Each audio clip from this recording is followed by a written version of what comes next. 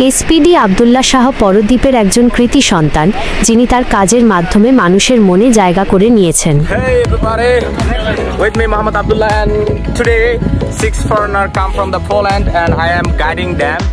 So they are visiting my area and বাংলাদেশের ৬৪ জেলা থেকে আসা হাজার হাজার পর্যটকদের সম্মান রক্ষার্থে তিনি সর্বদা সচেষ্ট।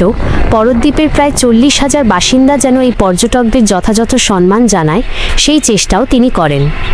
নাফ নদী আর বঙ্গোপসাগরের সৌন্দর্য যেন এই দ্বীপকে আরও মোহনীয় করে তুলেছে, যা পর্যটকদের মন ভরিয়ে দেয়। তবে এখানে পর্যটকদের থাকার তেমন ব্যবস্থা নেই, তাই টেকনাফ কর্তৃপক্ষের কাছে অনুরোধ, এখানে যেন দ্রুত রিসোর্ট বা থাকার ব্যবস্থা করা হয়। বিভিন্ন জেলা থেকে আসা পর্যটকরা যেন এই সৌন্দর্য উপভোগ করতে পারে, সেই কামনা করি। কক্সবাজার জেলার একেবারে শেষ সীমানায় অবস্থিত এই দ্বীপের চারপাশের পরিবেশ খুবই সুন্দর, আর এখানকার মানুষগুলো খুব আন্তরিক। ২০১২ সালে কালভার্ট রাস্তাটি ভেঙে গেলেও ২০২০ সালে নতুন করে তৈরি হওয়ায় এখন হাজার হাজার পর্যটক আসছে।